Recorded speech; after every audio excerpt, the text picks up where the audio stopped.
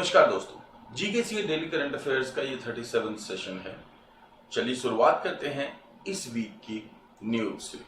सबसे पहली जो न्यूज है वो भारत की कमिटमेंट को लेकर के है। इंडिया चाहे स्थिति कैसी भी रही हो, फैब्रिक ऑफ डेमोक्रेसी हमारे यहाँ ऐसा है कि हम अपनी ही नहीं दुनिया के दूसरे देशों के साथ हमेशा कोऑपरेशन और कोलैबोरेशन के लिए खड़े रहते हैं। भारत ने इस बात को एक बार फिर से प्रूव किया है United Nations relief and work agency के साथ एक कमिटमेंट के थ्रू, जिसमें उन्होंने कहा कि हम अगले 2 वर्षों में 10 मिलियन यूएस डॉलर प्रोवाइड करेंगे उन्हें पैलेस्टीन के रिफ्यूजीज के, जो फिलिस्तीन देश है उसके रिफ्यूजीज की सहायता के लिए।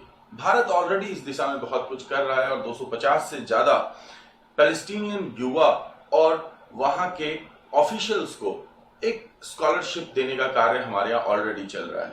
हमारे यहाँ खुद भी एजुकेशन की बहुत बदहाली है, पर हम कोशिश कर रहे हैं कि हम सभी के सहयोग में खड़े हो पाएं।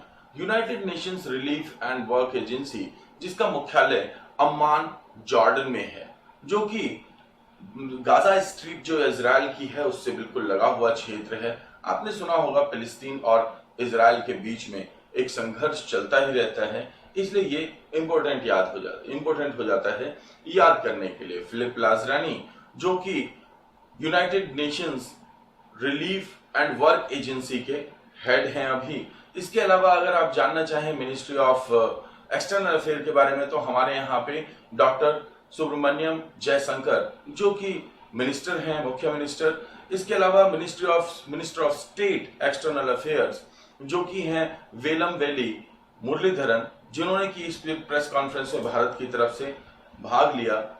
और इसके अलावा यहाँ पे फॉरेन सेक्रेटरी हैं हर्षवर्धन सिंगला।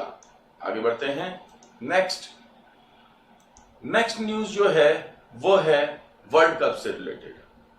2023 का women football world cup Australia और न्यूजीलैंड में हुआ। इसकी घोषणा फीफा ने, यानी कि फेडरेशन दी इंटरनेशनल फुटबॉल एसोसिएशन ने इस बात की घोषणा की एक वर्चुअल प्रेस कॉन्फ्रेंस के थ्रू कि न्यूजीलैंड और ऑस्ट्रेलिया विमेन वर्ल्ड कप को हेड करेंगे 2023 के। इसके अलावा ये पता होना चाहिए आपको कि 2022 का वर्ल्ड कप कतर में होगा मेल्स का, यानी कि जो मेन वर्ल्ड कप है फुटबॉल का वो 2022 में होगा कतर में।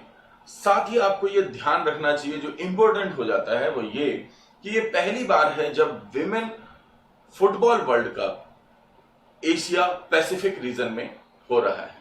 तो ये सारी इंफॉर्मेशन आपके लिए जरूरी पड़ेगी, याद रखेंगे। फीफा, जिसका मुख्यालय है ज्यूरिख स्विट्जरलैंड में। नेक्स्ट देखते हैं जी, torpedo decoy system Maareech. Torpedo decoy system Maareech हमारे उन कार्यों में से है जिसपे हमें गर्व है, क्योंकि ये मेक इन इंडिया प्रोजेक्ट के दौरान NPOL और NSTL, ये 2 यूनिट्स हैं डीआरडीओ की जो काम करती हैं, इन्होंने तैयार किया है। ये टॉर्पीडो डिकॉय सिस्टम किसी भी इस लेवल के वेसल के लिए बनाया गया है। टॉर्पीडो डिकॉय सिस्टम होने से हमारी नेवल क्षमता बहुत ज्यादा स्ट्रांग हो जाती है। बड़ी बात यह है कि ना तो बनाने के लिए और ना ही यूज करने के लिए हम किसी भी प्रकार की इंजीनियरिंग से लेकर के और इस्तेमाल करने तक हम इसमें आत्मनिर्भर हैं। तो ये मेक इन इंडिया प्रोजेक्ट के अंतर्गत तैयार किया गया एक पूरा यूनिक सिस्टम है, जिसे कहते हैं मारीच। याद रखेंगे आप।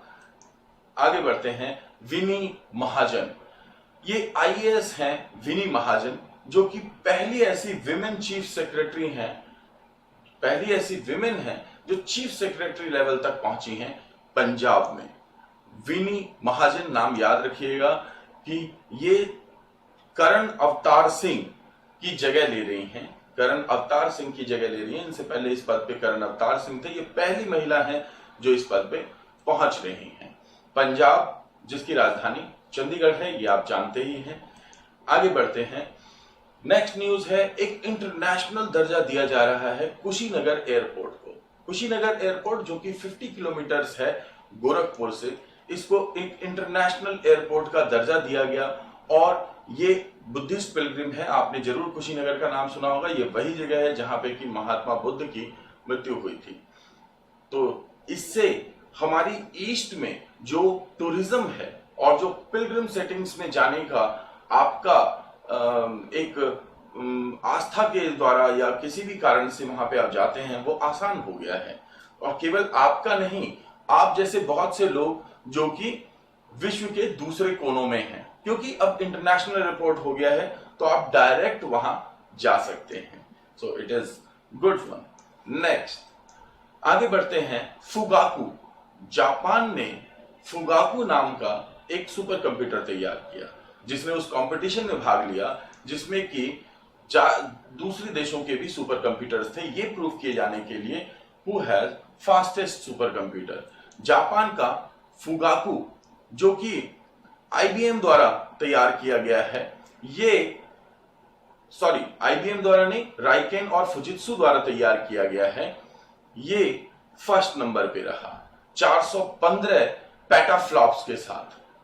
पेटाफ्लॉप्स ये एक स्पीड मापने का एक तंत्र है जिसमें कि फ्लोटिंग पॉइंट्स ऑपरेशन पर सेकेंड के आधार पर मापी जाती है सुपर कंप्यूटर्स की स्पीड।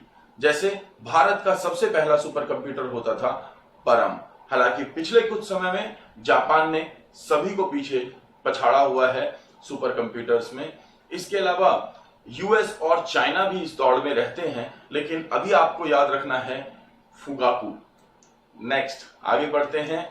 नेक्स्ट इंफॉर्मेशन है, प्रकाश जावड़ेकर ने तेलंगाना को एप्रिशिएट किया है हरितम प्लान के लिए। हमारे यहाँ पे एक सर्वे होता है जिस सर्वे में ये देखा जाता है कि हमने कितना ग्रीनरी को बेहतर किया है। हमारे जो union minister of environment, forest and climate change हैं, दैट इज प्रकाश जावड़ेकर, तो उन्होंने इस रिपोर्ट को रिलीज किया। ये अपने प्रकार की 16वीं रिपोर्ट है जो कि 1987 से चालू हुआ था ये प्रोग्राम कि हर बार रिपोर्ट आती है। आपको जो मेन चीजें याद रखनी है वो ये कि भारत का टोटल फॉरेस्ट कवर 24.5% से भी ज्यादा है, जो कि लगभग क्वार्टर है। हमें इसे 1/3 तक पहुंचाना है, 33% तक, जो कि विजन 2020 प्लान का हिस्सा था। अभी हमने इसे लगभग क्वार्टर पहुंचा दिया है, यानी कि हम 1/4 भारत का जो हिस्सा है उसमें फॉरेस्ट कवर है। टोटल फॉरेस्ट कवर के आधार पे अगर देखा जाए तो हमारे यहाँ पे कर्नाटका, आंध्र प्रदेश और केरल मुख्य स्थान पे, लेकिन अगर एरिया वाइज देखा जाए तो ये तीनों ही राज्य नहीं हैं, बल्कि वे राज्य हैं जैसे कि मध्य प्रदेश, अरुणाचल प्रदेश, छत्तीसगढ़, उड़ीसा और महाराष्ट्र। तो इस लिस्ट में से कुछ पॉइंट्स को याद रखें। सबसे मुख्य तो ये याद रखें, भारत में फॉरेस्ट कवर एरिया कितना है, इस पे डायरेक्ट क्वेश्चन आता है हर बार। तो ये थी आज की इंफॉर्मेशन, फिर मिलेंगे। Thank you so much.